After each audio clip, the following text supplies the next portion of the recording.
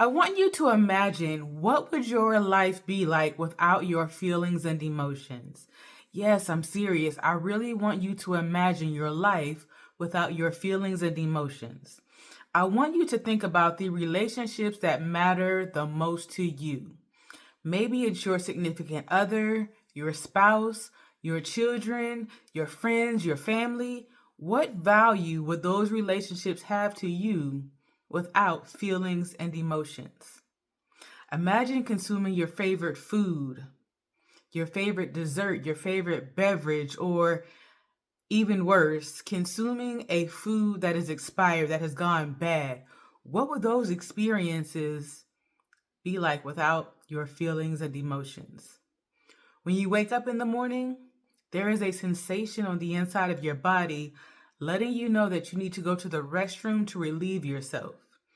What would that experience be like in the morning as well as throughout the rest of the day without your feelings and emotions?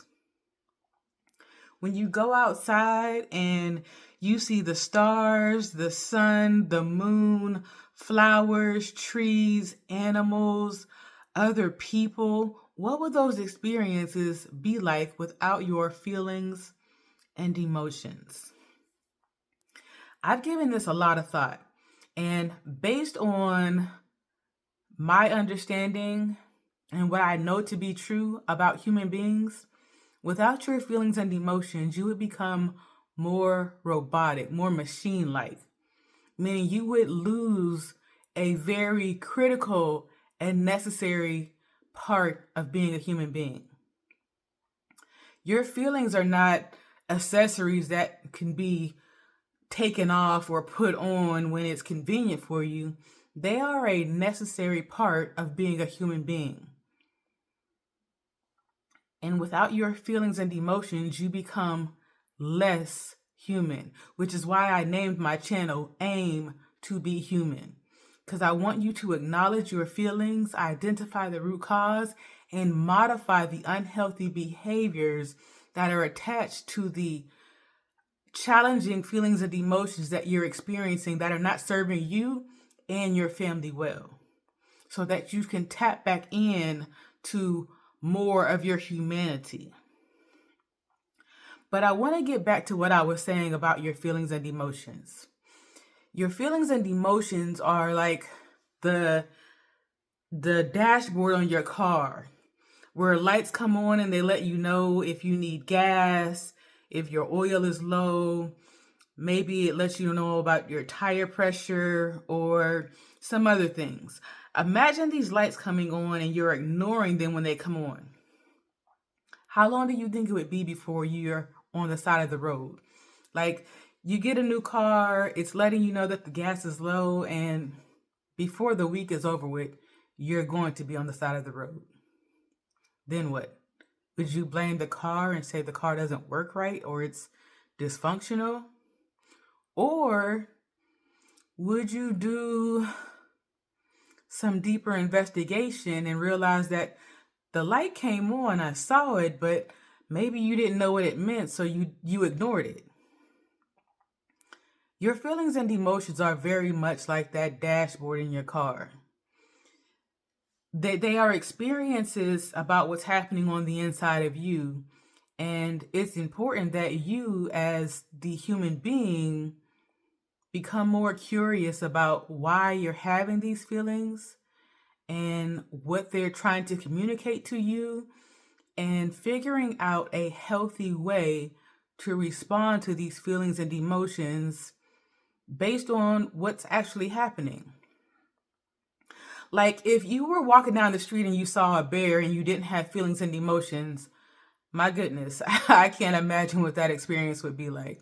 But I want you to imagine what it would be like for you. Like, you're walking down the street and you see a bear coming at you full speed, but you don't have any feelings or emotions. So you're not feeling afraid, you're not feeling anxious, you're not feeling worried. You see a bear coming at you full speed. But because you don't have feelings and emotions, you're not responding in the appropriate way to protect yourself. Your feelings and emotions are tools for direction, protection, and connection. And without them, it is very challenging, dare I say impossible, to establish healthy connections to other people and other things.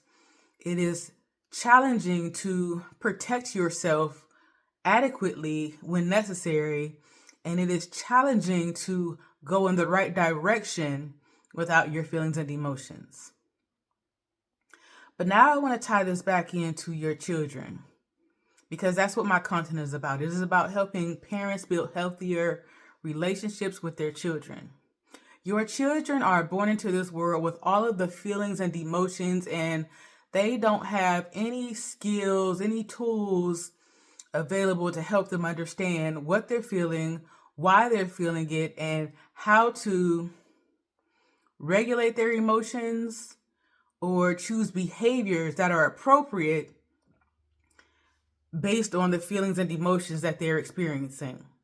And they need you as a parent to help them discern well, to help them understand when their feelings and emotions are trying to protect them, send them in the right direction, help them develop connections in their life that are healthy, or something else. But when you as a parent are carrying baggage from your own childhood based on experiences that have caused you to be disconnected from your feelings and emotions in a healthy way, it really becomes challenging, dare I say impossible, to teach your child how to be in healthy relationship with their own feelings and emotions.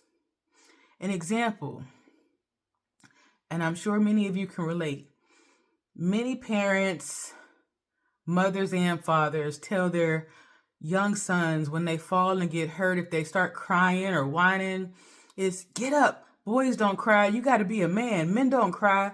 Of course they cry. That's why they have tear ducts. Telling a young boy that he can't cry because of his genitalia is crazy.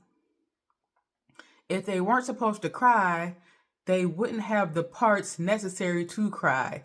And when you're in pain, it's not a shameful thing to cry. It's a human experience. It's a necessary human experience.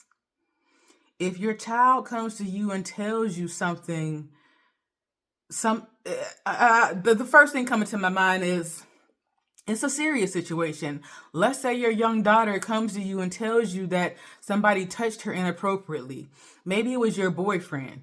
Maybe it was your husband. Maybe it was somebody within the family.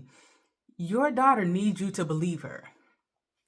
I have listened to too many interviews and heard too many stories about young girls telling their mother that they have been touched in an inappropriate way, and their mother not believing them because they are unwilling and unable to give up whatever emotional value they feel like they are getting from this relationship. They'd rather sacrifice their child. And that's because they are not in healthy relationship with their own feelings and emotions. When you have these experiences in your childhood, like being sexually abused, being physically abused, being emotionally abused and or neglected, it compromises your ability as a human being to be in healthy relationship with your feelings and emotions. And you will find alternative ways to get those emotional needs met in the best way you can find. Regardless of whether or not it's healthy, you will find alternative ways. Because we're designed for connection. And if you can't get that healthy connection with your parents, the ones that are supposed to provide it for you, your children are going to find it somewhere else.